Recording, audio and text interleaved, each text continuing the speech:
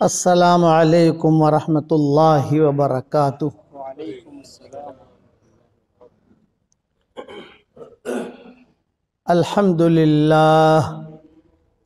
للہ نحمده ونستعینه ونستغفره ونؤمن به ونتوکل علیہ ونعوذ باللہ من شرور انفسنا ومن سیئات اعمالنا من يهده الله فلا مضل له ومن يضلله فلا هادي له ونشهد أن لا إله إلا الله وحده لا شريك له ونشهد أن سيدنا ومولانا محمدا عبده ورسوله صلى الله عليه وعلى آله وأصحابه وبارك وسلم تسليما كثيرا كثيرا، اما بعد فاعوذ باللہ من الشیطان الرجیم، بسم اللہ الرحمن الرحیم، یا ایہا الذین آمنوا اذکروا اللہ ذکرا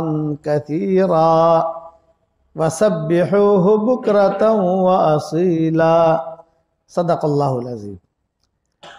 قابل احترام بھائیو، دوستو اور بزرگوں، رسول اللہ صلی اللہ علیہ وسلم ہم سب کے امام ہیں۔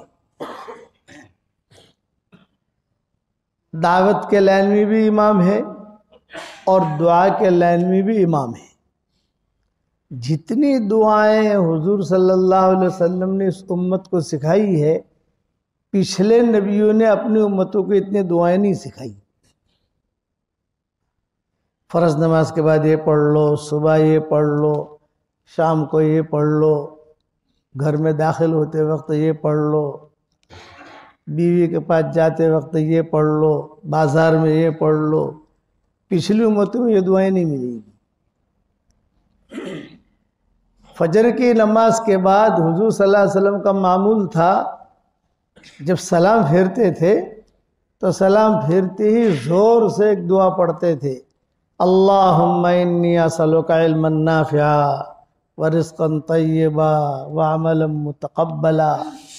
ام سلمہ کہتی تھی کہ ہم گھروں میں ہوتی تھی اور ہم سنتی تھی روزانہ، جب سلام پھیرا کہ اللہم، فجر کی نماز کے بعد، میری کتاب مومن کے ہتھیار میں میں نے یہ دعا لکھی ہے، فجر کی نماز کے بعد زور سے کہتے تھے اللہم انی اسألک علما نافعا، کہ اللہ میں علم نافع چاہتا ہوں تجھ سے، اور حلال روزی چاہتا ہوں۔ دن شروع ہوتا ہے اور میرے عمل کو تو قبول کر۔ اور انس بن مالک یہ کہا کرتے تھے کہ میں حضور کے ساتھ زندگی بھر رہا ہوں۔ جب حضور صلی اللہ علیہ وسلم مدینہ منورہ تشریف لائے تو انس بن مالک کی والدہ، ان کی عمر 8 سال کی تھی، انس بن مالک کی، جب حضور مدینہ آئے تو ام سلیم تھی ان کی والدہ، غریب تھی، بیوہ ہو چکی تھی۔ تو یہ ام سلیم حضور صلی اللہ علیہ وسلم کے پاس انس بن مالک کا ہاتھ پکڑ کے لائی، کیونکہ حضرت آپ مدینہ منورہ میں آئے ہیں، لوگ آپ کو ہدیے دے رہے ہیں سب، میرے پاس تو کوئی چیز ہے ہی نہیں جو میں آپ کو ہدیہ دوں، یہ میرا بیٹا ہدیہ۔ یہ ام سلیم نے کہا کہ میرا بیٹا ہے، یہ آپ کی خدمت میں ہدیہ، یہ آپ کی زندگی بھر آپ کی خدمت کرے گا۔ تو انس بن 8 سال کا لڑکا جو ہے وہ تو تھوڑا سمجھدار ہو جاتا ہے۔ تو انس بن مالک کہتے تھے پوری زندگی میں نے حضور صلی اللہ علیہ وسلم کی خدمت کی، لیکن ایک دعا کبھی بھی حضور نے زندگی بھر چھوڑی نہیں ہے، ساتھ رہتے تھے۔ تو کہتے کہ ایک دعا حضور صلی اللہ علیہ وسلم نے زندگی بھر چھوڑی نہیں ہے، ہر وقت پڑھتے تھے۔ تو صحابہ نے پوچھا کون سی دعا؟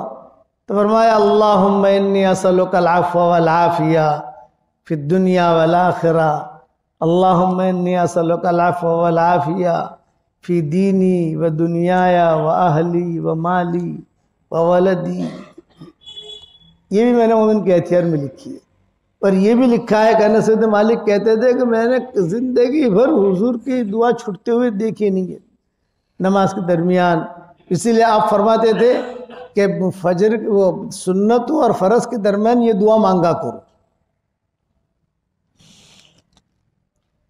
حضرت عباس آئے حضور صلی اللہ علیہ وسلم کے پاس اور آگ رکھا, اچھا بھائی بھتیجا کوئی چیز دعا سکھا دو مجھ کو. عباس نے آ کر کہا, آپ نے فرمایا اللہ سے عافیت مانگو. حضرت عباس نے کہا 2-4 مہینے کے بعد پھر آیا, بھتیجا کوئی چیز سکھا دو مجھے, عافیت مانگو. پھر آیا, عافیت مانگو, اس کے علاوہ مجھے کچھ کہا ہی نہیں. تو دعا کی لائن کے امام ہیں. فرض نماز کے بعد حضور 150 دعائیں مانگتے تھے. کتنی بھائی؟ 150. کبھی یہ کبھی یہ کبھی یہ کبھی یہ. ایک مرتبہ میں نے شروع کی تھی, یہ کام شروع کیا تھا کہ مسلمان جو ہے کم سے کم زندگی میں ایک مرتبہ تو یار 150 دعائیں پڑھ لے ہوئے. روزانہ پڑھنے کا تو ٹائم ہے نہیں, یعنی ایک ساتھ نہیں پڑھتے تھے, ایک ساتھ نہیں. جیسے آج کون سا دن منگل ہے نا, منگل کے دن الگ دعائیں پڑھ لی, بدھ کے دن الگ دعائیں پڑھ لی, جمعرات کے دن الگ. تو میں دیکھتا تھا, میں نے کہا یار کتنی دعائیں حضور پڑھتے تھے. تو میں نے سوچا ایک مرتبہ کہ جیسے مومن کے ہتھیار میں دعائیں جمع کی ہیں تو ویسے یہ نمازوں کے بعد حضور صلی اللہ علیہ وسلم کیا کیا مانگتے تھے. یہ تو وہ دعائیں ہیں جو صحابہ نے سنی ہیں. جب صحابہ نے سنی تو صحابہ نے پھر بتائی لوگوں کو. کئی دعائیں ایسی ہیں جو صحابہ نے نہیں سنی ہیں, گھروں میں مانگی ہیں حضور صلی اللہ علیہ وسلم نے. پھر ہمارے قرآن کے ترجمہ کا کام شروع ہوا, دوسری کتابوں کا کام شروع ہوا, تو وہ کام رہ گیا. اب ہمت بھی نہیں ہم میں کہ وہ کام کریں. 150 دعائیں مانگتے تھے, میں نے گنی, دیکھو بھی 1 2 3 4 5 6 دعاؤں کے امام ہیں. اس لیے دعاؤں کا آدمی اہتمام کرے. اور ایک دعا تو حضور نے ایسی سکھائی ہمیں کہ فجر کی نماز کے بعد آدمی صرف 1 مرتبہ پڑھ لے. کتنی مرتبہ بھائی؟ 1 مرتبہ. تو رسول اللہ صلی اللہ علیہ وسلم فرماتے ہیں کہ روزانہ فجر کی نماز کے بعد اگر تم 1 مرتبہ وہ دعا پڑھ لو گے تو انا ضامن ان آخذ یدہ وادخلہ الجنہ, میں ضامن ہوں, آپ فرماتے ہیں گارنٹی لیتا ہوں کہ حشر کے میدان میں اس کا ہاتھ پکڑ کے جنت میں داخل کراؤں گا. آپ کو ہو تو آپ کو سکھا دوں بھائی, ہماری فیس ملے گی 3 چلہ ملے گا نا انشاءاللہ. دعوت کے کام کو اپنا کام بناؤ. جب دعوت کے کام کو اپنا کام بناؤ گے تو یہ دعائیں سیکھنے ملیں گی. پہلے جو جماعتیں نکلتی تھی تو اس میں دعائیں باقاعدہ سکھائی جاتی تھی. اب وہ دور رہا نہیں. پہلے ہم جب چلتے تھے بھائی یوسف بھائی پالمپور کے ساتھ, قائی صاحب کے ساتھ, تو یہ دعائیں جو ہے یعنی مشق کراتے تھے, تعلیم کے حلقوں میں مشق کراتے تھے. تو زمانہ بدل گیا, لوگ بدل گئے, حالات بدل گئے, ترتیب بدل گئی, لیکن پہلے یہ تھا.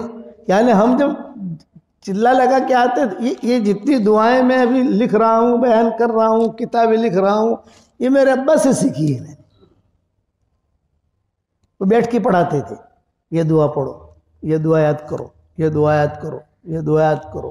ہاں اچھا, وہ تو خیر صرف دعا بتاتے تھے, حوالہ والا دیتے نہیں تھے.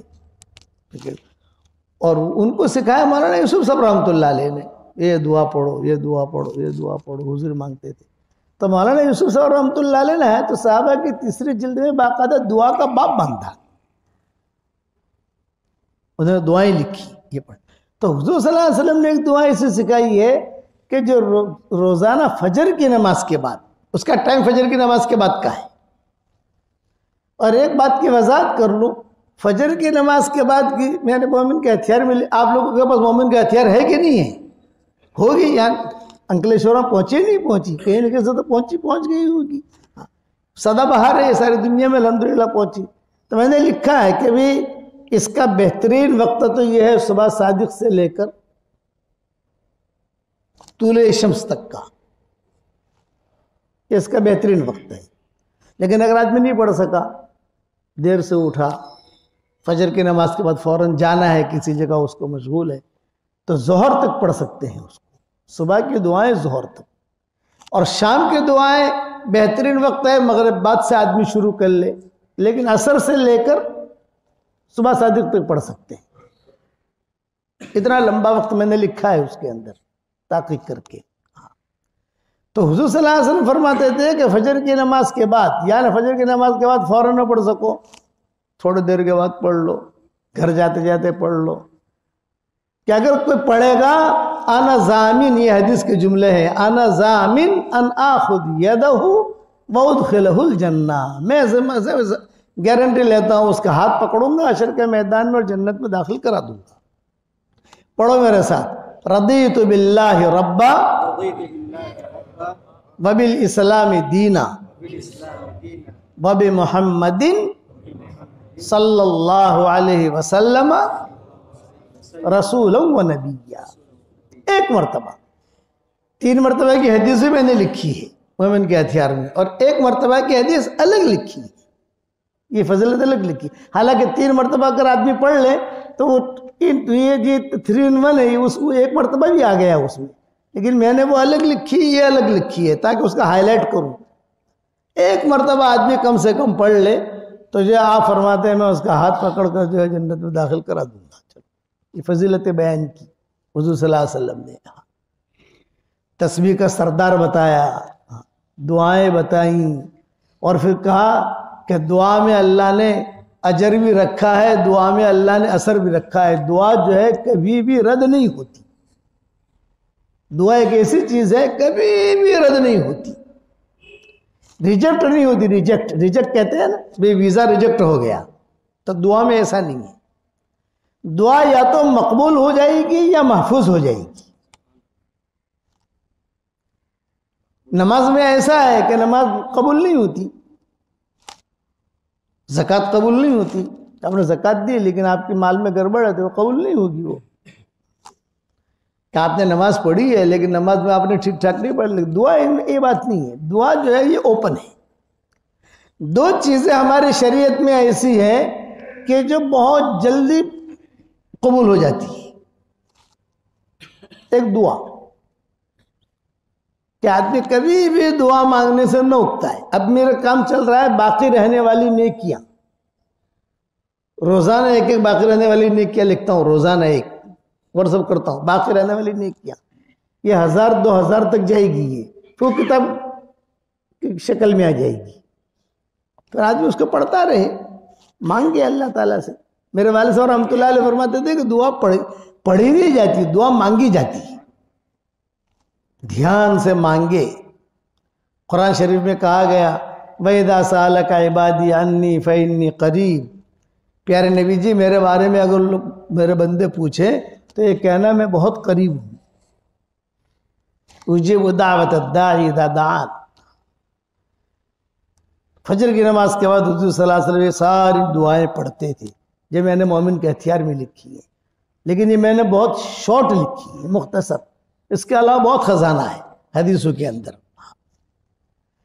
تو حضور دعوت کے بھی امام ہے، دعا کے بھی امام ہے۔ ماشاء اللہ لا قوت الا باللہ اشہد ان اللہ علی کل شیء قدیر۔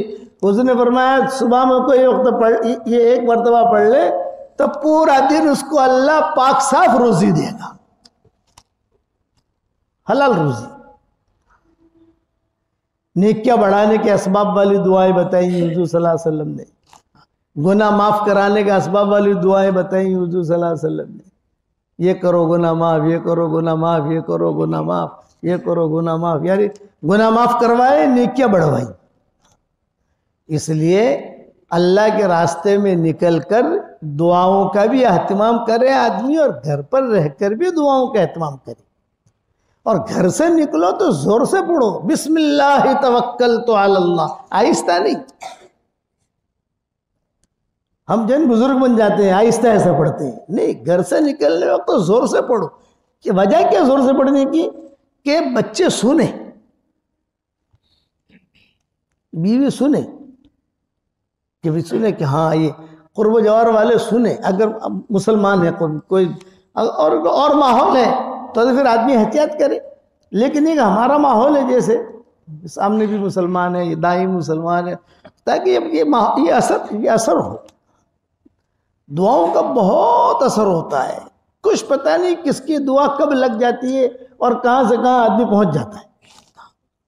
اس لیے دعا مانگو بھی اور دعا لو بھی، خدمت کرو۔ خدمت ایک ایسی چیز ہے، ہر کام قبول کرانا ہو یہ پوائنٹ کوئی بتائے گا نہیں آپ کو، اسے دھیان سے سننا۔ نماز قبول کرانی ہے 100% گواہی پھیلائیے آپ، اخلاص، پاکی صافی، 100% اوکے ہوگی تو نماز قبول ہوگی، ورنہ قبول نہیں کریں گے۔ زکوٰۃ قبول کرانی ہے تو 100% گواہی پھیلائیے، حج قبول کرانا ہے تو 100% گواہی پھیلائیے آپ۔ خدمت ایک ایسی چیز ہے کہ اس میں 100% اخلاص کی ضرورت نہیں ہے۔ 0 معمولی صاحب تبھی خدمت اللہ قبول کر لیتا ہے۔ صرف ایک نیکی ہماری شریعت میں ایسی ہے، اسی لیے کتے کو جس نے پانی پلایا تھا اس پر اللہ نے مغفرت کر دی، وہ کہ مخلص نہیں تھی وہ لڑکی، وہ تو فاحشہ تھی، وہ خدمت پر اس کی مغفرت ہوئی ہے۔ اس لیے آدمی خدمت کا مادہ بھی رکھے، جو ہماری جماعتوں میں سکھایا جاتا ہے، بھئی جماعت میں نکل کر خدمت کرو، امیر کی خدمت کرو، ساتھیوں کی خدمت کرو، کہتے ہیں نا ساتھیوں کی خدمت کرو، ان کی خدمت کرو۔ اصل یہ ہے، مولانا یوسف رحمۃ اللہ علیہ فرماتے تھے کہ جماعت میں نکل کر یہ سارے اوصاف سیکھو،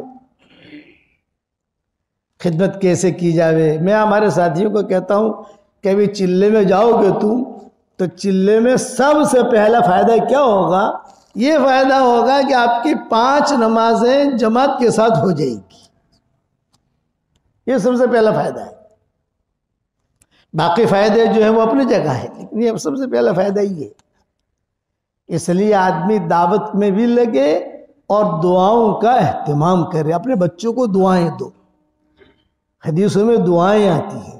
عبداللہ ابن عباس چھوٹے تھے تو ایک مرتبہ حضور صلی اللہ علیہ وسلم نے سب عبادلہ کہتے ہیں، عبداللہ ابن عباس، عبداللہ ابن عمر، عبداللہ ابن زبیر، عبداللہ ابن عمرو ابن عاص، یہ عبادلہ صاحبزادے تھے سارے کے سارے۔ بھائی عبداللہ ابن عباس حضرت عباس کے بیٹے، عبداللہ ابن عمر حضرت عمر کے بیٹے، عبداللہ ابن زبیر حضرت زبیر کے بیٹے، عبداللہ ابن عمرو ابن عاص کے بیٹے، یہ سب صاحبزادے تھے، بڑوں کے بیٹے تھے، تو ان کو عبادلہ کہتے ہیں حدیثوں کے اندر، عبادلہ۔ تو ایک مرتبہ حضور بیٹھے ہوئے تھے، حضور نے کہا بھی چلو تم لوگ وہاں کھڑے رہو، سب میں یہاں بیٹھا ہوں، دوڑ لگاؤ، سب سے پہلے مجھے کون چھوتا ہے، کون ہاتھ لگاتا ہے مجھ کو۔ تو سب بھاگے لڑکے وہاں سے، تو عبداللہ ابن عباس ذرا پھرے رہے تھے، وہ ایک دم سے حضور سے چمڑ گئے، تو حضور نے اپنے سینے سے لگایا اور لگا کر کہا اللہم فقہہ فی الدین، اللہم علمہ التاویل، اے اللہ اسے تفسیر کا علم دے، دین میں سمجھ دے۔ یہ دعا حضور کی ان کو لگی۔ تو دیکھو تفسیروں کے اندر عبداللہ ابن عباس کی تفسیر سب سے زیادہ مقبول شمار ہوگی، حالانکہ تفسیر کرنے والے امام ضحاک بھی تفسیر کرتے ہیں، دوسرے بھی تفسیر کرتے ہیں، لیکن ان کی تفسیر جہاں آئے گی سب مفسرین خاموش ہو جائیں گے۔ حضرت عمر کے زمانے میں، حالانکہ یہ چھوٹے تھے، بڑی عمر نہیں تھی ان کی، حضرت عمر کے زمانے میں کوئی مشورہ ہوتا تو عبداللہ ابن عباس کے قریب بٹھاتے حضرت عمر اور کہتے ہیں غص یا غواص، یہ جملہ کہتے ہیں، غص یا غواص، ارے اس علم کے سمندر میں تو جو ہے جب ڈبکی مار نکال، کیا اس کا حل کیا ہے؟ تو عبداللہ ابن عباس جواب دیتے کہ اس کا حل یہ ہے، اس کا حل یہ ہے۔ یہی معاملہ تھا حضرت علی کا۔ کبھی کبھی حضرت عمر اچنبھے میں پڑ جاتے تھے کہ کیا فیصلہ کروں اس کا، قرآن حدیث کے خلاف فیصلہ کر نہیں سکتے، فیصلہ تو کرنا ہے نا۔ ایک لڑکی کا قصہ آیا حضرت عمر کے زمانے میں، کوئی مدینہ والا کوئی فیصلہ نہیں کر سکا، قصہ لمبا ہے، لمبے قصے کیا بیان کریں. وہ مطلب کوئی سارے خاموش امہات المومنین سے پوچھا تو انہوں نے کہا بھی ہمارے پاس اس کا جواب نہیں ہے. بھئی تم کہا یا عبداللہ ابن ہمارے پاس اس کا جواب نہیں ہے. تو قریش کی عورتیں مکہ سے آئی، قریش بڑھیاں ہیں، انہوں نے حضرت عمر کو کہلوایا حضرت عمر کے زمانے میں کہ دیکھو یہ لڑکی کا مسئلہ ہے، ہمیں مکہ مکرمہ میں بھی خبریں پہنچی ہیں، ان کا فیصلہ ہم کریں گے. حضرت عمر نے کہا بہت اچھا بھائی، لیکن ہو سنت کے یعنی قرآن سنت کے مطابق، خالی جیب سے فیصلہ نہیں کرنا. تو وہ عورتیں آئیں، حضرت عمر کی مہمان بنی، یعنی شاہی مہمان بنی ہے سمجھ لو، اور میرے خیال سے آدھے دن کے اندر فیصلہ کر لیا جس پر سارے صحابہ متفق ہو گئے. تو ایسا ہی قصہ ہوا تھا ہرمزان کا حضرت عمر کے زمانے میں. یہ بہت بڑا ڈاکو تھا ہرمزان، بہت مسلمان شہید کیے، بہت. حضرت عمر ڈھونڈتے تھے اسے کہ بھئی یہ کہیں پکڑا جاوے. اب مسلمانوں کو اتنا شہید کیا، تو ظاہری بات ہے کہ ہم بھی اس کو قتل کریں گے. وہ ہاتھ نہیں آتا، ایران کا تھا ہرمزان اس کا نام تھا، ایرانی تھا. بہت مسلمان شہید کیے، خبریں عام ہیں، ہر دن میں خبر آتی تھی ہرمزان نے فلاں کو مارا، ہرمزان نے فلاں کو مارا فلاں. اور دور حضرت عمر کا. تو حضرت عمر کہتے تھے یار تم سب کہاں سے لاوے اس کو. ایک مرتبہ خدا کا کرنا ایسا ہوا کہ پکڑا گیا، اور پورے مدینہ میں عید ہو گئی، ہرمزان پکڑا گیا. ہرمزان، آپ ایران جاؤ گے ایران تو آپ کو وہاں ریلوے اسٹیشن اور بینکیں اور بڑے بڑے جو ان کے راستے ہیں ان سب پر ہرمزان کا نام ملے گا آپ کو. اب تک وہ زندہ ہے ان کے یہاں کہ بڑا آدمی گزرا ہے. جب اپنے کسی بڑے آدمی کے نام پر سڑک رکھتے ہیں نا کہ بڑا آدمی گزرا ہو تو اس کے نام پر سڑک، اس کے نام پر ایئرپورٹ رکھتے ہیں. تو آپ ایران جاؤ گے کبھی جانا ہو تو دیکھنا جماعت میں لے جائے اللہ تعالیٰ. اب تو وہاں بھی کام ہو رہا ہے خراسان وغیرہ میں ہمارے یہاں. تو یہ وہاں بڑے بڑے رستے، یہ ہرمزان ریلوے اسٹیشن بڑے بڑے، تو اس میں ہرمزان کا نام ملے گا آپ کو. یہ پکڑا گیا. اب مدینہ منورہ میں عید پکڑا گیا، شوہر کا قاتل پکڑا گیا، باپ کا قاتل پکڑا گیا، بھائی کا قاتل پکڑا گیا، بیٹے کا قاتل پکڑا گیا. تو حضرت عمر نے فیصلہ ہی کر دیا، کسی سے مشورہ نہیں کیا، کل اتنے بجے اس کو پھانسی دی جائے گی، یعنی قصاص لیا جائے گا، جمع ہو جانا. تو اس وقت میں سارا مدینہ جمع ہو جاتا تھا، سارا مدینہ. اب مدینہ جمع ہو گیا تو حضرت عمر نے وہ بھی آ گیا، سب آ گئے جتنے بھی. اچھا عورتیں بھی آ گئیں، اس لیے کہ عورتوں کو رشتہ دار مارے گئے تھے. بھئی ہم بھی دیکھیں گے ہمارے شوہر کو کس نے قتل کیا تھا. جھرمٹ کا جھرمٹ، جہاں آج کل بقی ہے نا، یہ باب البقی اور بقی، اس کے درمیان قصاص لیا جاتا تھا. اس وقت میں کھڑا کر دیتے تھے اور وہاں قصاص لیتے تھے. جب وہ آیا تو وہ ہرمزان بھی تھا. تو ہرمزان جلاد کو حضرت عمر نے کہا کہ بھی گردن اڑاؤ. تو اس نے کیا کہا، مہلن یا عمر. امیر المومنین تو کہا نہیں، مسلمان تو ہوا نہیں تھا وہ سب. مہلن یا عمر، ابھی نہیں، ایک بات کا جواب دو مجھے. یہ ہرمزان کہہ رہا ہے.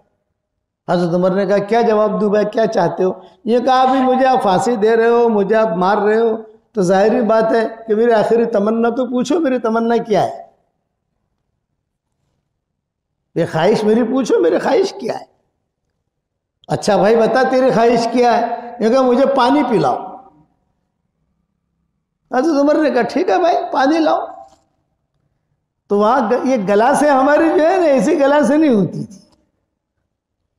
عربوں کے ہم جب جاتے ہیں دعوت میں تو وہاں یہ قسم کی گلاسیں نہیں ہوتی، کاسے ہوتے، کاسے بڑے بڑے، اس میں پانی ہوتا ہے.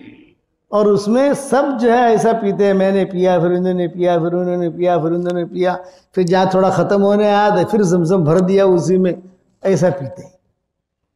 ہمارے یہاں تو چائے کی بھی چھوٹے چھوٹے گلاس اور پانی پینے کے بھی چھوٹے چھوٹے گلاس، آدمی سیر ہو کر پیوے ہی نہیں.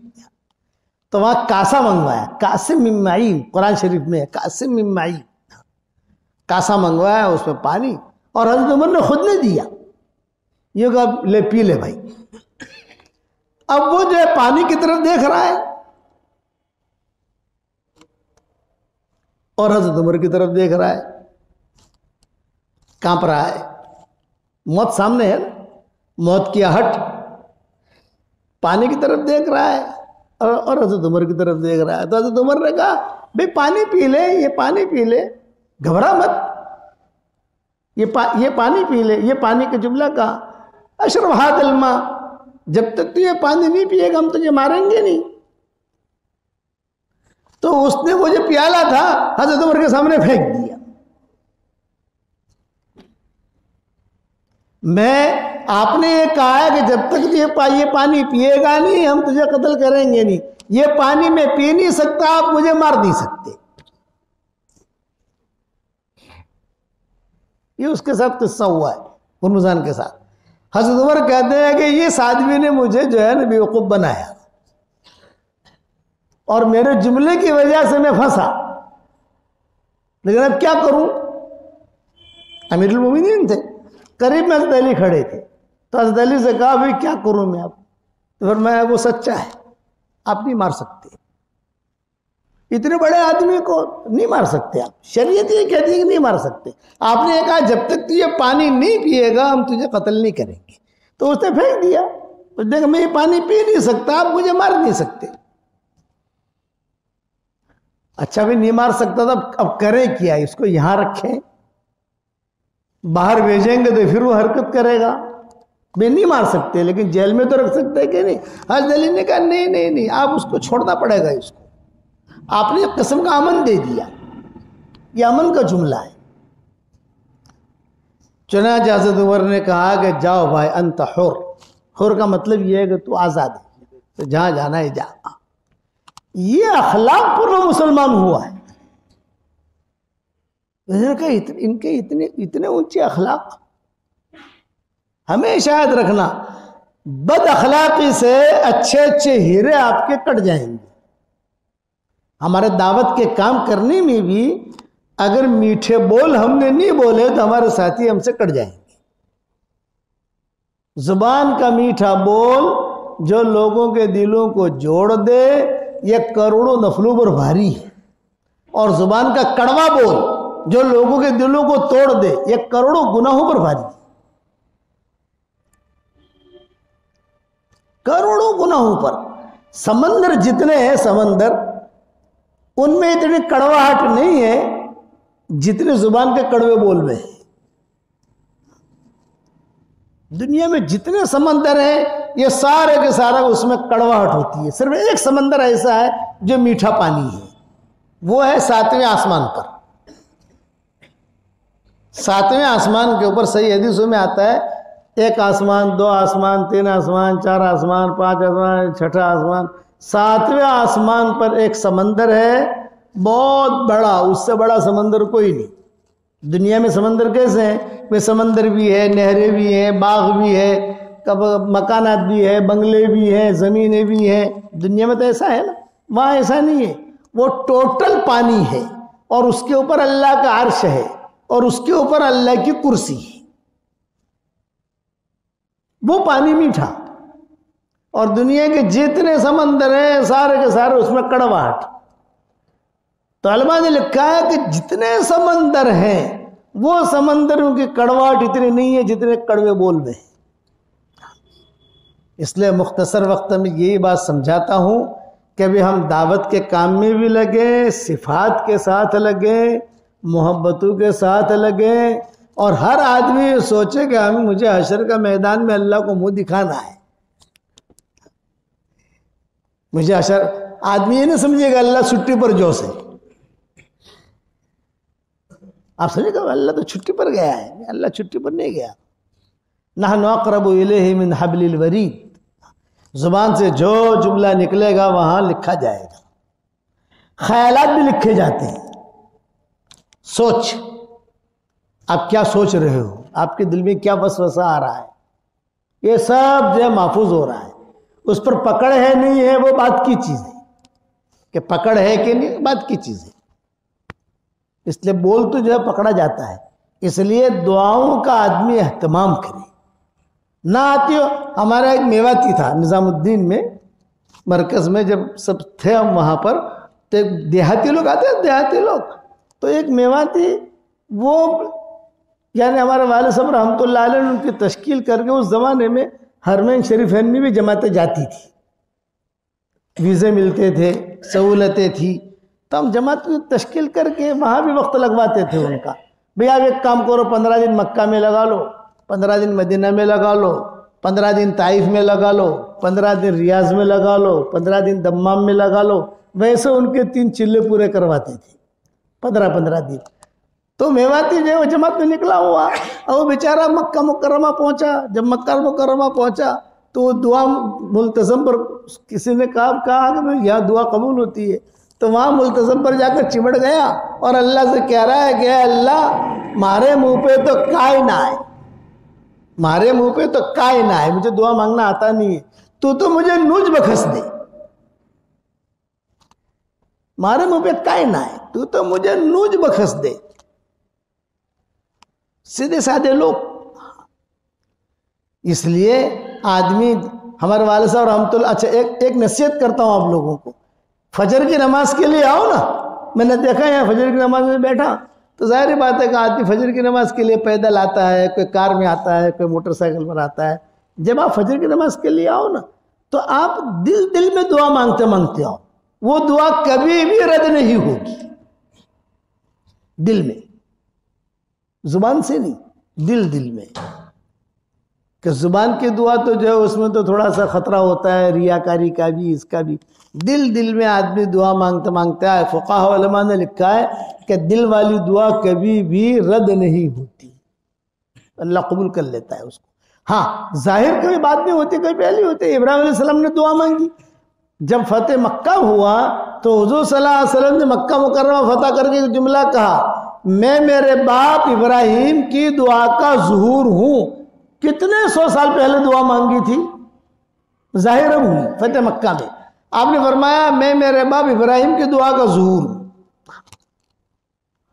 اس لیے صبح شام کی دعاؤں کا آدمی اہتمام کرے، لیکن دعائیں وہ جو قرآن میں ہیں، دعائیں جو حدیثوں میں آئی ہے یا فقہا نے لکھی ہے. اپنی طرف سے دعا مت مانگنا، آپ کو مانگنا آئے گا نہیں، آپ ان پڑھ ہیں. مانگنے ہے کوئی چیز، مانگتے ہو کچھ، اس کو قرآن میں منع کیا. وَيَدْعُ الْإِنسَانُ بِالشَّرِّ دُعَاءَهُ بِالْخَيْرِ وَكَانَ الْإِنسَانُ عَجُولًا. کہ انسان جلد باز ہے، کیا مانگنا ہے کیا نہیں مانگنا. ہمیشہ اپنا معاملہ اللہ کو سونپو. روایتوں میں آتا ہے کہ جو آدمی اپنا معاملہ اللہ کو سونپتا ہے تو پھر اللہ اس معاملے کو اپنے ہاتھ میں لے لیتا ہے، پھر اللہ اسے لے کے چلتا ہے. اور ایک دعا کبھی بھی مت چھوڑنا. ہر نبی نے وہ دعا اپنی امتوں کو سکھائی ہے. صحابہ کہتے تھے کہ حضور صلی اللہ علیہ وسلم ہمیں یہ دعا سکھاتے تھے. عمر یہ دعا ہمیں سکھاتے تھے منبر پر. ابو بکر ہمیں یہ دعا سکھاتے تھے، عمر سکھاتے تھے. یہ میں نے محمد کے ہتھیار میں لکھی ہے. موسیٰ علیہ السلام اپنے حواریین کو 7 مرتبہ پڑھواتے تھے. صبح 7 مرتبہ، شام کو 7 مرتبہ. حضور نے کہا 7 نہیں، تم 1 مرتبہ پڑھ لو. پڑھو میرے ساتھ، اللہم انت خلقتنی وانت تہدینی وانت تطعمنی وانت تسقینی وانت تمیتنی وانت تحیینی. آپ فرماتے تھے یہ دعا ایسی ہے جو سارے نبیوں نے منگوائی ہے. سب نے اپنی اپنی امتی کو بھی تم یہ پڑھو، تم یہ پڑھنا ہے، یہ پڑھنا. تو حضور نہیں منگوائی. تو فرمایا یہ دعا پڑھتے رہو گے تو تمہاری مرادیں اللہ پوری کرے گا. مومن کے ہتھیار ذرا دھیان سے دیکھنا. گجراتی میں بھی چھپ گئی ہے، کئی زبانوں میں چھپ گئی ہے. اس میں یہ دعا میں نے لکھی ہے، اور میں نے جو دونوں صبح شام کی الگ الگ دعائیں کر دی ہیں. صبح اتنا پڑھ لو، شام کو اتنا پڑھ لو. تو حضور صلی اللہ علیہ وسلم صدیق اکبر تو باقاعدہ جو ہے منبر پر سکھاتے تھے. تو عبداللہ ابن سلام وہاں کے یہودیوں کے بڑے امام عالم تھے عبداللہ ابن سلام. تو عبداللہ ابن سلام کہتے تھے میں نے تورات میں پڑھا ہے کہ موسیٰ علیہ السلام جو ہے اپنے حواریوں کو سکھاتے تھے، ہارون علیہ السلام اپنے حواریوں کو سکھاتے تھے. دعا مومن کا ہتھیار ہے. اور پھر ہمارے دعوت کے کام کو ہمیں کرنا ہے. میری ایک نصیحت، صرف ایک نصیحت، صفات کے ساتھ کرنا ہے. کوانٹٹی اللہ نہیں دیکھتا، اللہ کوالٹی دیکھتا ہے. صفات کیا؟ اخلاق اچھے ہوں، تواضع ہو، ایک دوسرے کا اکرام، ایک دوسرے کا احترام، دل میں بھی اکرام ہو، ایک دوسرے کی عزت، ایک دوسرے کو آگے بڑھانا. ایک دوسرے مزاج کے خلاف ہوگا، یہ ہوتا ہے مزاج کے خلاف. ساتھیوں کی اچھائیاں دیکھو. حضرت عمر کا قصہ سنا کر بات ختم کروں. ایک مرتبہ حضرت عبد الرحمن ابن عوف اور حضرت خالد بن ولید، ان دونوں میں آپس میں مچمچ ہوئی. سمجھ گئے آپ؟ اور مشورے میں ہی ہوئی. عبد الرحمن ابن عوف، خالد ابن ولید، عمار ابن یاسر، خالد ابن ولید، حضرت عمر، خالد ابن ولید. یہ ہمیشہ ٹکراؤ ہوتا تھا. خالد ابن ولید سے حضرت عمر کا بھی ٹکراؤ ہوتا تھا، اور خالد ابن ولید سے حضرت عمار ابن یاسر کا بھی ٹکراؤ ہوتا تھا، اور خالد ابن ولید سے حضرت عبد الرحمن ابن عوف کا بھی ٹکراؤ ہوتا تھا. قصے ہیں حدیثوں میں. اب میں صرف عبد الرحمن ابن عوف کا قصہ بیان کرتا ہوں. عبد الرحمن ابن عوف بہت پرانا آدمی، شورا کا آدمی، بہت پرانا. بدر میں شریک ہوا، حضور کے ساتھ سارے غزووں میں رہا، سارے جگہ سفروں میں رہا. مالدار آدمی عبد الرحمن ابن عوف. خالد ابن ولید اخیر میں آئے ہیں. ہمارے نزدیک تو خالد ابن ولید بڑے ہیں، لیکن آنے والوں میں، ان کے ماحول میں سب سے اخیر میں آنے والوں میں خالد ابن ولید، ابو ہریرہ، یہ اخیر میں آنے والے لوگوں میں ہے. یہ تو پرانے لوگوں میں ہے عبد الرحمن ابن عوف. تو ایک مرتبہ مشورے کے اندر دونوں میں ہو گئی کچھ. عبد الرحمن ابن عوف کو جو ہے ایک دم سے جذبہ آ گیا، تھوڑے ناراض ہو گئے. ناراض ہو کر سیدھے بھاگے حضور صلی اللہ علیہ وسلم کے پاس آئے. حضور زندہ تھے. تو حضور نے فرمایا بھی خیریت ہے عبد الرحمن، کیا مسئلہ ہے؟ لیکن وہ چھوکرا آیا ہے نا خالد، یہ نئے نئے آئے تھے خالد بن ولید، وہ جو ہے نا مشورے کے اندر ایسے ایسے باتیں کرتا ہے، مشرق کی مغرب کی. آج مجھے ڈانٹ دیا مشورے میں اس نے. کون شکایت کر رہا ہے؟ عبد الرحمن ابن عوف. کس سے کر رہے ہیں؟ حضور صلی اللہ علیہ وسلم سے. ابھی یہ باتیں ہو رہی ہیں، اتنے میں خالد ابن ولید بھی آ گئے بھاگے. جب بھاگے آئے تو آپ نے فرمایا ہاں بھائی خالد کی. اب حالانکہ آپ کو تو پتا ہے کہ یہ گڑبڑ ہوئی ہے وہاں مشورے میں، لیکن آپ خاموش رہے. اب خالد کیا ہوا؟ آتے بڑے بھی آئے نا، یہ بخشتے نہیں ہیں مجھے یعنی یہ ان کی شکایت کر رہے، یہ ان کی شکایت کر رہے، اور حضور کے سامنے شکایت کر رہے، غیبت نہیں کر رہے حضور کے سامنے. تو روایتوں میں کیا ہے؟ حضور صلی اللہ علیہ وسلم نے جواب کیا دیا. اس سے یہ اصول نہیں ملتا کہ ہم بھی لڑیں کہ چلو یہ بے لڑاتے نا، آپ نے بھی لڑائی کریے. یہ اصول نہیں ہے. اصول یہ کہ حضور نے جواب کیا دیا. حضور کا جواب سنو. آپ نے فرمایا یا خالد انت تحترم عبد الرحمن ابن عوف لأنه بدری. خالد عبد الرحمن ابن عوف کا احترام کر، اس لیے کہ وہ بدری ہے، تو بدری نہیں ہے. خالد ابن ولید بدر میں نہیں تھے اس وقت، مسلمان بھی نہیں ہوئے تھے، وہ تو مسلمانوں کے خلاف آئے تھے. وہ تو لأنه بدری. تو خالد ابن ولید نے کہا الا متی احترمہ یا رسول اللہ، کب تک احترام کروں ان کا؟ یہ مجھے یوں کہتے ہیں. فالتفت الرسول الى عبد الرحمن ابن عوف. حضور صلی اللہ علیہ وسلم عبد الرحمن ابن عوف کی طرف متوجہ ہوئے اور کہا عبد الرحمن تم خالد کا احترام کرو، اس لیے کہ یہ اللہ کی تلواروں میں سے تلوار ہے. تعریف یہاں کی دونوں کو جوڑ لیا. تو ہمارا کام جوڑنے کا ہوتا ہے، توڑنے کا نہیں ہوتا. محبتوں کا. ساتھی ہمارے جماعت میں نکلو گے. ابھی میرا بیٹا ابھی ملیشیا میں وقت لگا رہا ہے. ابھی اس وقت میں ابھی ساؤتھ افریقہ کے سفر میں گیا ہوا تھا، آیا تو میرا بیٹا ہے، بھتیجا ہے، یہ سب 4 مہینے کے لیے ملیشیا تھائی لینڈ کام کر رہے ہیں. تو ہمارا اب وہ لوگ ٹھہر گئے کہ ابا سے مل کے پھر ہم جائیں.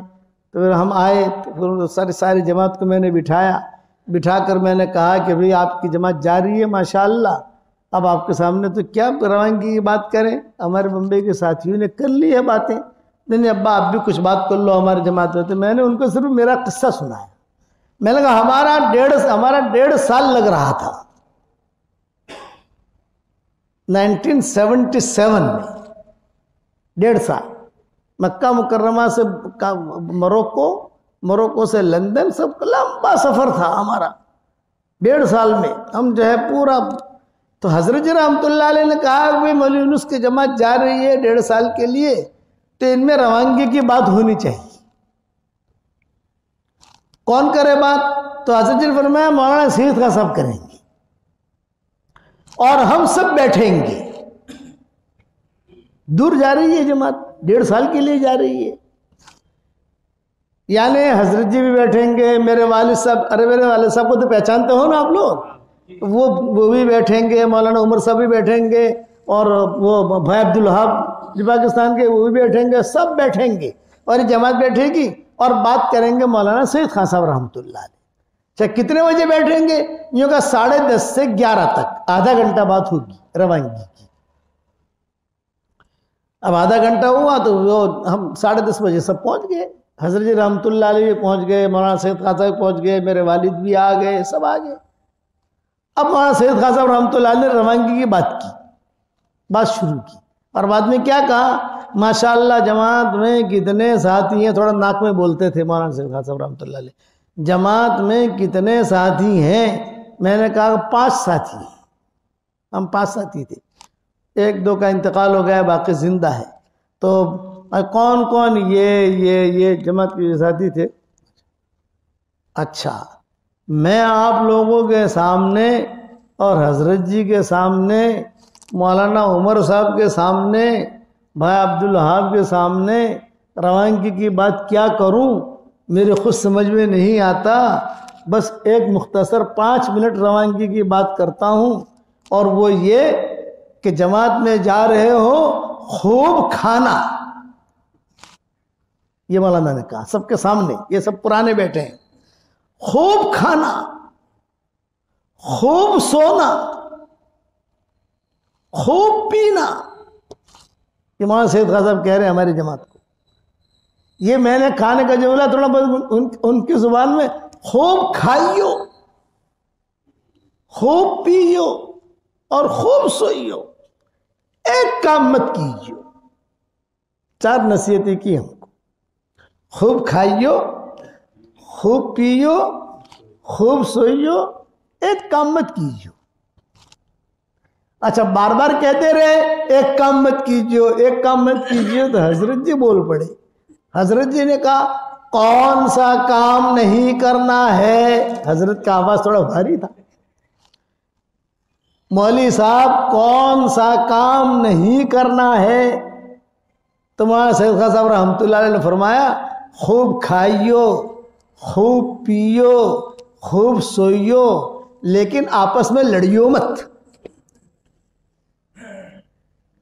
اس لیے کہ تم اگر لڑو گے تو سارے ملکوں میں لڑائی پھیلا کے آؤ گے، اور اگر تم محبتوں سے رہو گے تو سارے ملکوں میں محبتیں پھیلا کے آؤ گے. یہ جملہ کہا تو میں نے میرے بیٹے سے کہا، میں نے کہا بھی آپ کو میں بھی وہی نصیحت کرتا ہوں جو مجھے مولانا سید خان صاحب رحمۃ اللہ علیہ نے کی تھی. جماعت میں جا رہے ہو بھی جاؤ جماعت میں، الحمدللہ وقت لگاؤ. پھر میں نے میرے بیٹے سے کہا، میں نے کہا دیکھو 2 لاکھ کا تمہارا خرچہ ہے، بیوی بچے تمہارے ہیں، یہاں ماحول ہے اپنا، گھر کا ماحول الگ ہوتا ہے، جماعت کا ماحول الگ ہوتا ہے. یہ 15 دن ہوئے ہوں گے، 15 دن پہلے کی بات ہے. میں نے کہا 2 لاکھ کا آپ ایک آدمی کا خرچہ، اور آپ کی بچی، اس کی بچی بہت چھوٹی ہے اروا، وہ اروا کو چھوڑ کے تم جا رہے ہو سب، اس لیے وہاں جا کر کام سیکھنا، کام کرنا، سیاست مت سیکھنا. جماعت میں نکل کر سیاست نہیں سیکھی جاتی. سیاست اگر تم نے سیکھی جماعت میں نکل کر تو تم دنیا میں بھی محروم، مرنے کے بعد ہی محروم، کچھ نہیں ملے گا. خالی ہاتھ اللہ کے سامنے کھڑا ہوگا. اللہ کہیں گے شو لائے تو، اللہ پاک 10 وقت چلا لگاڑا سمجھ لے. اچھا، اور 3 چلے کتنے لگائے؟ یہ کہا 15 تو اگر تن چلا لگاڑا تو اللہ کیا کہیں گے؟ اگر سیاست سیکھی اور صفات کے ساتھ کام نہیں کیا تو اللہ کہیں گے کہ بدو زیرو سے بھائی مارا بلے کو لایا نہ تھا تمہیں، مارا بلے شو لایا بتاڑو۔ حشر کے میدان میں اللہ جب آنکھوں میں آنکھیں ڈال کر پوچھے گا تو ہم کہیں گے اللہ تعالیٰ کا اللہ پاک ذرا تھوڑا اور ابھارو، تھوڑا اور ہمارے امام صاحب نے لینا ہوں، ہمارا امیر صاحب نے لینا ہوں، ہماری بیڑی ذرا بہت دیندار رہتی انہیں لینا ہوں۔ اللہ کا کوئی نہ لاپانا تھا بھائی، تو اتار تو شکری نہ ہے۔ آنکھوں میں آنکھیں ڈال کر اللہ پوچھے گا۔ اس کو قرآن میں کہتے ہیں وَبَدَا لَهُم مِّنَ اللَّهِ مَا لَمْ يَكُونُوا يَحْتَسِبُونَ۔ حشر کے میدان میں آدمی دیکھے گا میں بہت کچھ کر کے آیا ہوں لیکن خالی آیا۔ اس لیے ایک بات ذہن میں رکھنا، جہنم میں سب سے پہلے کافر نہیں جائے گا، جہنم میں سب سے پہلے یہود نصارہ نہیں جائیں گے، جہنم میں سب سے پہلے مجوسی نہیں جائیں گے۔ تو جہنم میں کون جائے گا سب سے پہلے؟ وہ دین کے کام کرنے والے جائیں گے جن کی نیتوں میں کھوٹ تھا۔ جہنم میں جائیں گے نہیں خالی، ان کی وجہ سے اللہ جہنم کو بھڑکائے گا، یسعر، جہنم کو بھڑکائے گا، ایندھن بنائے گا دین کے کام کرنے والوں کو جن کے نیتوں میں کھوٹ تھا۔ اس لیے نیت آدمی پاک صاف رکھے، کیونکہ اللہ کی چالاکی تو چلتی نہیں ہے۔ ہمارے مولانا ابراہیم صاحب کہتے ہیں نا، ہمارے کام چالاکیوں کا نہیں ہے بھائی، ہمارے کام صفات کا ہے، تواضع، اخلاق، اچھائیاں، چالاکی نہیں۔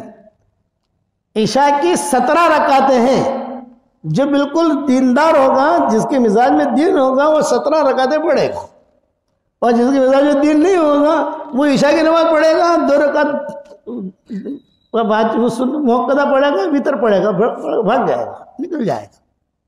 دینی مزاج بناؤ۔ یہ ہم دعوت کے کام میں جو نکالتے ہیں، آپ سے چلے لیتے ہیں، اجتماع کرتے ہیں، آپ 3 چلہ نکلتے ہو اللہ کے راستے میں، جماعتیں نکلتی ہے ماشاءاللہ، ملتی ہے ہمیں، ملکوں کے اندر ملتی ہے، وہاں ملتی ہے، جب ہماری مسجدوں میں آتی ہے، کہیں پر بھی جاتے ہیں، فیض الہی میں آتی ہیں جماعتیں ہماری۔ تو کہتے ہیں کہ مولانا، میں نے کہا ایک ہی نصیحت ہے، اللہ کے راستے میں نکلو ہو، یہ وقت امانت ہے، آپ کا پیسہ امانت ہے، آپ کی محنت امانت ہے، ٹائم ضائع مت کرنا بھائی۔ ٹائم ضائع کرنا تو آپ انکلیشور کیا کم تھا بھائی، یہاں کرو نا ضائع، اللہ کے راستے میں نکل کر نہیں۔ چالاکیاں نہیں سیکھنی، ہمیں اللہ کے لیے کرنا ہے، اور سیدھے سادہ طریقے پر ہمارا کام بہت سیدھا سادہ ہے، سمپل، پانی کی طرح۔ صفات میں سب سے بڑی صفت آخر میں ایک نصیحت، وہ یہ زبان کا بول میٹھا رکھو، زبان کا بول میٹھا رکھو۔ حالات آئیں گے، برداشت کر لو، جھیل لو، حالات آئیں گے۔ اذا وجہت الی عبد من عبیدی مصیبتا فی بدنہ او فی جسدہ او فی مالہ او فی آلہ فاستقبلہا بصبر جمیل استحییت یوم القیامت ان انصب لہ میزانا او انشر لہ دیوانا۔ یہ حدیث شریف ہے۔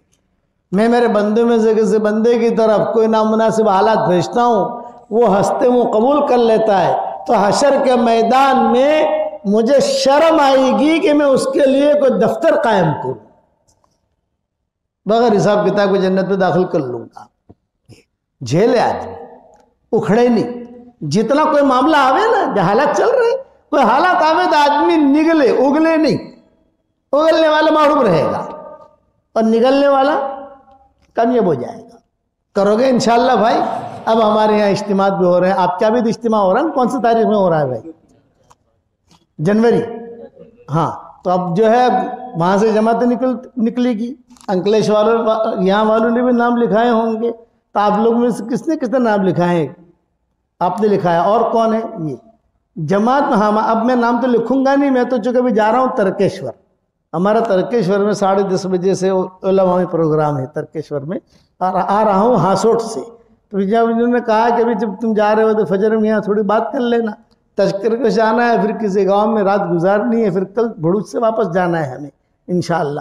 تو آپ لوگوں نے جو جماعتیں بنائی ہے، یا میں کہتا ہوں قربانی میں آگے بڑھو۔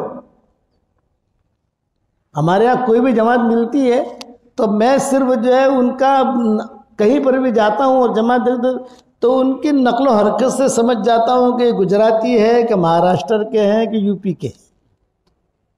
گجرات کی جماعتیں ماشاء اللہ اللہ نظر بد سے بچائے بہت اچھا کام کرتی ہیں، بہت اچھا کام منجھے ہوئے اور بہت سمجھداری کے ساتھ کام کرتے ہیں۔ لیکن سمجھداری کے ساتھ کام کرتے ہیں تو کبھی اکھڑ بھی سکتے ہیں نا، حالات آدمی اکھڑ جاتا ہے، اس لیے ہم کہتے ہیں کہ اکھڑنا نہیں، نکلو اگلو مت۔ تو جو آپ لوگوں نے نام لکھائے ہیں وہ ٹھیک ہے، میری خواہش ہے بھئی میں آپ کے پاس آیا تو مجھے ہدیہ ملنا چاہیے نہیں ملنا چاہیے، اور پھر تمہارے استاذ کا بیٹا ہوں، پھر میرے والد صاحب آپ کے استاذ رہے کہ نہیں رہے؟ بہت دھکے کھائے ہیں یہاں میرے ابا نے، اور اب تو میں بھی تمہارا استاذ ہوں، کہیں نہ کہیں سے سبق پہنچتے ہوں گے، میری کتابیں پڑھتے ہو آپ لوگ، میرے ترجمہ دیکھتے ہو میرا، تب تو اپنے رشتہ زیادہ بڑھ گیا نا۔ آپ سے حضرات سے درخواست ہے کہ جو نام آپ لوگوں نے لکھوائے ہیں تھوڑے نام بڑھا دو تاکہ ہمیں بھی خوشی ہو جائے، محنت کر لینا، اتنا تو کرو گے کہ نہیں کرو گے بھائی؟ نیت تو کر لو اتنی۔ بھئی آپ نے 5 جماعتوں کا ارادہ کیا ہے، میں مثال دے رہا ہوں، کبھی انکلیشور سے 5 جماعتیں دیں گے، یہ میں کہتا ہوں یار ہم آئے یہاں پر تو تھوڑی 1-2 جماعتیں اور بڑھانے کی نیت کر لو، تھوڑی محنت کرو، اللہ چاہے گا تو ہمیں بھی کچھ ثواب مل جائے گا، کرو گے انشاءاللہ بھائی؟ اللہ عمل کرنے کی توفیق عطا فرمائے۔ اللہم لک الحمد کلہ ولک المن کلہ لک الشکر کلہ ولک الملک کلہ لک الخلق کلہ ولک الفضل کلہ وإلیک یرجع الامر کلہ وإلیک یصعد الکلم الطیب کلہ۔ اے اللہ ہمارے گناہوں کو معاف فرما، ہمارے خطاؤں سے درگزر فرما، ہمارے جو اجتماعات ہو رہے ہیں ان اجتماعات کو تو قبول فرما، ہر شر سے تو حفاظت فرما، شریک ہونے والوں کو قبول فرما، بیان کرنے والوں کو قبول فرما، سننے والوں کو قبول فرما۔ جتنی جماعتیں اللہ تیرے راستے میں نقل و حرکت کر رہی ہیں ان کے نقل و حرکت کرنے کو تو قبول فرما، ان کی حفاظت کرنا، ان کی حفاظت فرما۔ اے اللہ ہر شریر کی شرارت سے حفاظت فرما، پورے انکلیشور والوں کو تو قبول فرما، یہاں کے ذرے ذرے کو قبول فرما، دونوں جہاں کی حاجات کے غیب سے تکفل فرما۔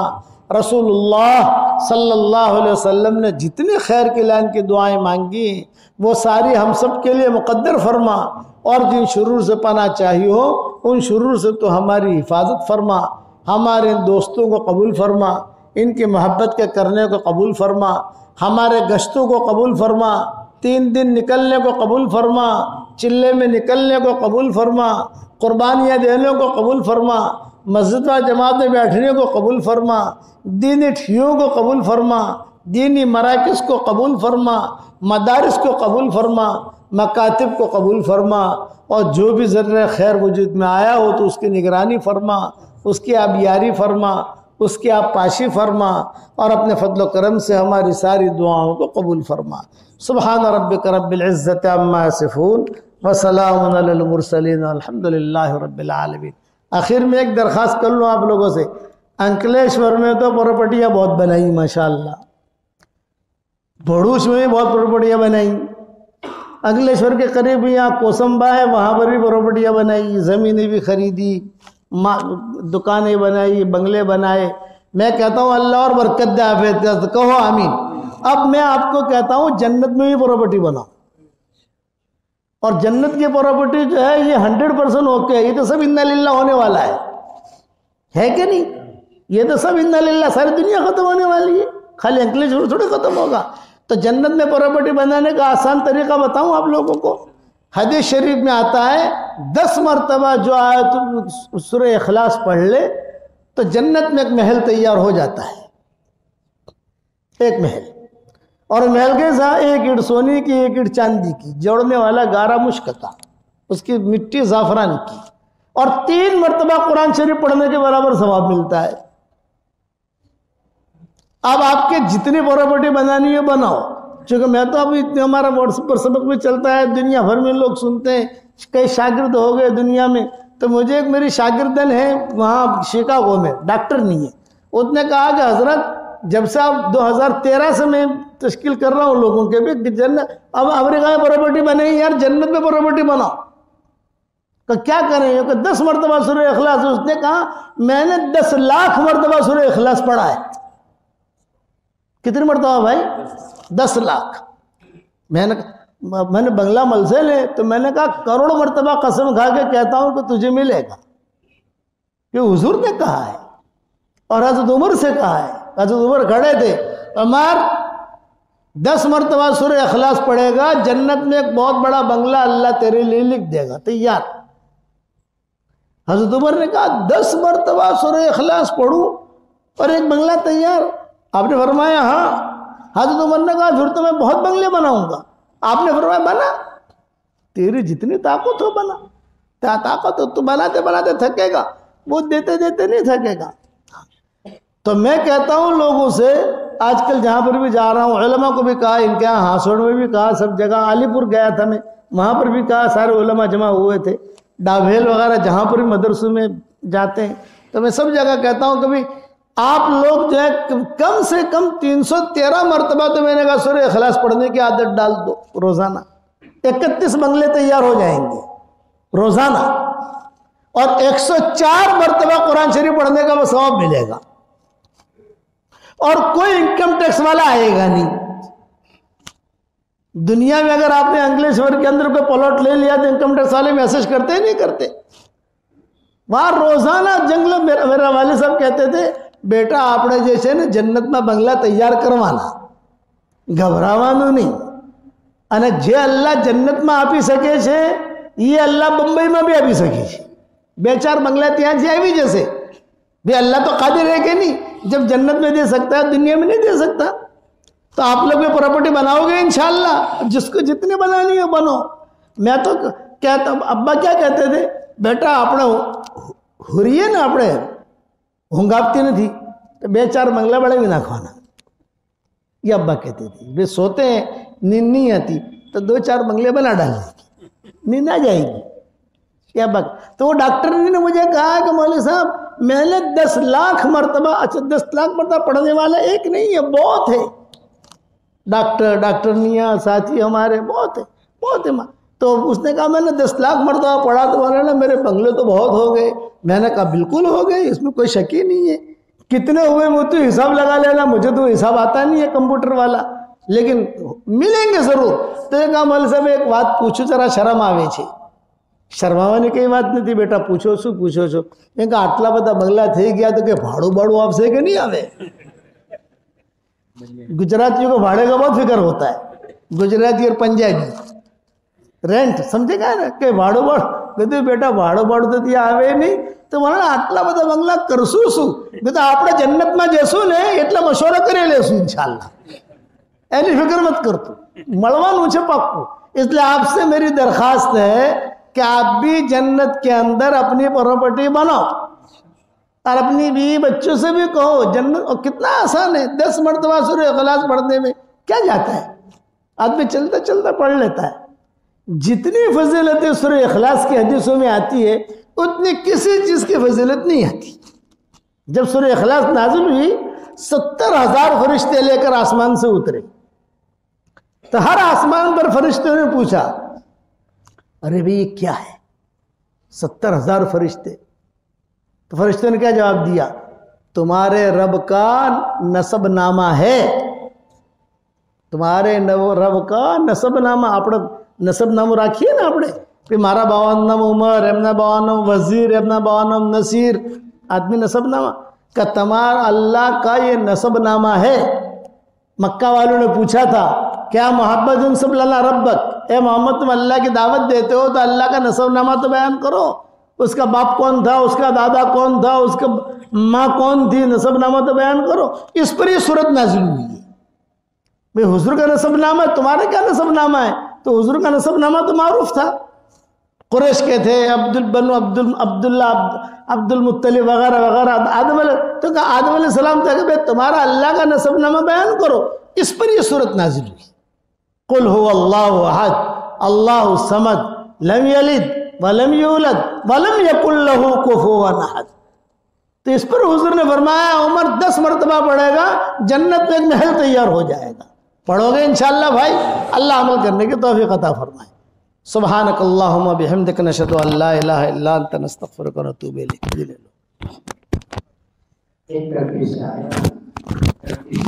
اور مہمانوں کے لیے چاہیے آپ لوگ